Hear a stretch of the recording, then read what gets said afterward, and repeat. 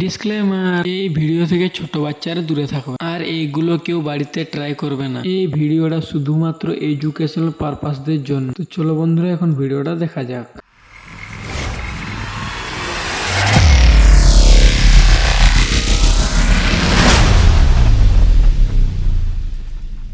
Hello guys, আপনারা দেখছেন দেশি বই এক্সপেরিমেন্ট।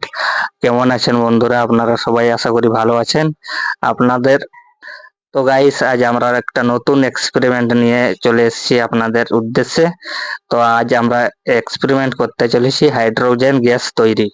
হাইড্রোজেন গ্যাস অনেক ধরনের তৈরি করা যায়, যেমন ধরো, সো গাইস, বিজ্ঞানের প্রযুক্তিতে হাইড্রোজেন গ্যাস তৈরি করার পদ্ধতি বহু রকম আছে, কিন্তু আজকে আমরা একটা সহজ পদ্ধতিতে হাইড্রোজেন গ্যাস তৈরি করে দেখাবো। তো আমাদের হাইড্রোজেন গ্যাস তৈরি করতে আজকের উপকরণই হচ্ছে কাস্টিক সোডা। এই কাস্টিক সোডার সঙ্গে আমরা অ্যালুমিনিয়াম ফয়েল পেপার মিক্স করে দেখাবো হাইড্রোজেন গ্যাস তৈরি করে। তো ভিডিওটা ভালো লাগলে অবশ্যই লাইক, শেয়ার এবং সাবস্ক্রাইব করে দিবেন। এবং আমরা এটা এডুকেশনাল পারপাস বা সাধারণ জ্ঞানের জন্য তৈরি করছি, তো কেউ এটা বাড়িতে ট্রাই করবেন না। নিজের একটা ছোট্ট ভাই মেনে ভিডিওটাকে ভালো লাগলে পুরোপুরি দেখবেন। এবং চলুন ভিডিওটা শুরু করা যাক। সো গাইস, এখন আমরা কাস্টিক সোডা টেবিলের মধ্যে রাখতে চলেছি। তো এই কাস্টিক সোডাকে আমরা এখন জলের সঙ্গে মেশানোর জন্য একটা বিকার নিয়ে নিচ্ছি। এখন একটা ফানেল নিয়ে নেব, আর এখন আমরা কাস্টিক সোডা বিকারের মধ্যে রাখবো। তো caustic soda high reactive material, তার জন্য গ্লাভস ইউজ করার দরকার, কিন্তু আমার অভিজ্ঞতা আছে বলে আমি গ্লাভসের কোনো আমার প্রয়োজন নেই। তো আপনারা বাড়িতে কেউ ট্রাই করতে যাবেন না, এটা চোখের মধ্যে চলে গেলে প্রচুর ক্ষতি হতে পারে, তাই আপনারা কেউ বাড়িতে ট্রাই করবেন না। এখন আমরা কিছুটা মাত্রায় কাস্টিক সোডা নিয়ে নিচ্ছি এবং এর মধ্যে কিছুটা পরিমাণে জল দিয়ে দেবো।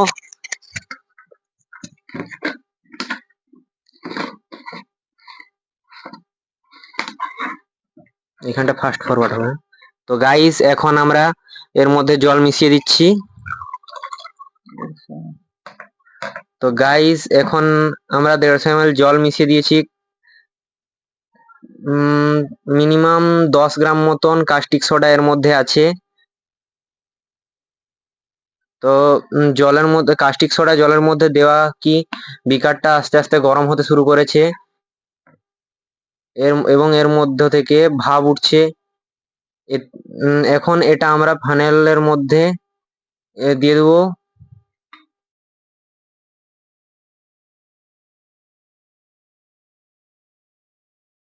আমাদের সলিউশন তৈরি হয়ে গেছে।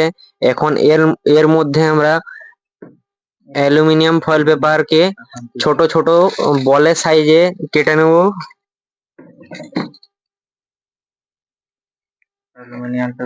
অ্যালুমিনিয়াম ফয়েল পেপারকে ছোট ছোট বলের সাইজে কেটে নেব, এই যে দেখতে পাচ্ছেন। এখন এর মধ্যে আমরা দিয়ে প্রথমে দেখাচ্ছি কিরকম রিয়াকশন হয়। এর মধ্য থেকে প্রচুর ঝাঁঝালো এবং হাইড্রোজেন গ্যাস তৈরি হয়।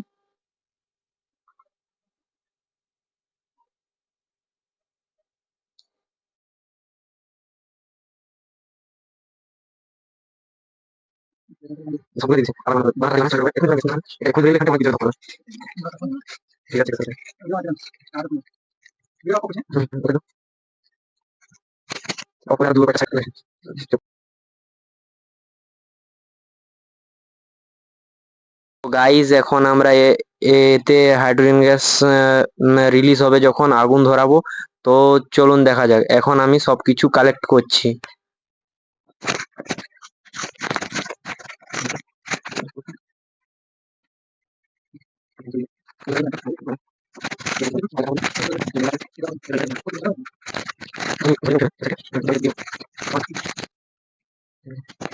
সো গাইস, এখন আমরা একটা রডের মধ্যে আগুন ধরিয়ে ফানেলের সামনে ধরবো। সরি।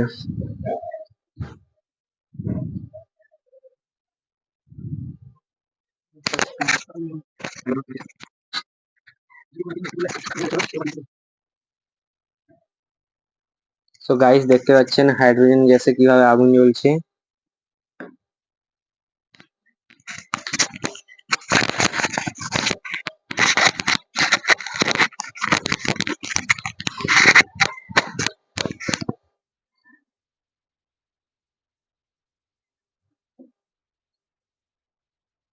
সো সো গাইস ফানেলটা প্রচুর গরম হয়ে গিয়েছে এবং একটা ফানেলের মধ্যে হাইড্রোজেন গ্যাস খুব রিঅ্যাক্টিভ ভাবে জ্বলতে পারছে না। আমরা যদি এটাকে বেশি মাত্রায় কোনো ফাঁকা স্থানে বেশি সারফেসের মধ্যে জ্বালাই তাহলে এটা প্রচুর আওয়াজ, বিকট আওয়াজ এবং প্রচুর ধামাকাদার ভাবে জ্বলতে পারে এবং ব্লাস্টও হতে পারে। তো একটা ফানেলের মধ্যে যতটা পরিমাণ অক্সিজেন পাচ্ছে ততটা পরিমাণে আগুনটা জ্বলছে। তো ভিডিওটা ভালো লাগলে বা নেক্সট ভিডিও বেশি পরিমাণে হাইড্রোজেন গ্যাসের বেলুন তৈরি করে ব্লাস্ট করার জন্য দেখতে চাইলে আমাদেরকে সাপোর্ট করুন এবং পরবর্তী ভিডিওর জন্য দেখার জন্য কমেন্ট করুন। এবং তো গাইস আজ আপনারা দেখতে পারলেন যে কিভাবে আমাদের হাইড্রোজেন গ্যাস তৈরি হয় এবং হাইড্রোজেন গ্যাসে আগুন ধরিয়ে দেখালাম। তো আমরা এর পরবর্তীকালে যাতে আরো ভিডিও মানে অনেক ধামাকাদার বড়ভাবে তৈরি করতে পারি, তো আপনাদের সাপোর্টের প্রয়োজন। তো আপনারা শেয়ার, লাইক এবং সাবস্ক্রাইব করে রাখুন যাতে পরবর্তী ভিডিওতে আমরা অনেক ধামাকাদার, অনেক বড় আকারের ভিডিও তৈরি করতে পারি। তো আজ বন্ধু এই পর্যন্ত, তো নেক্সট ভিডিওতে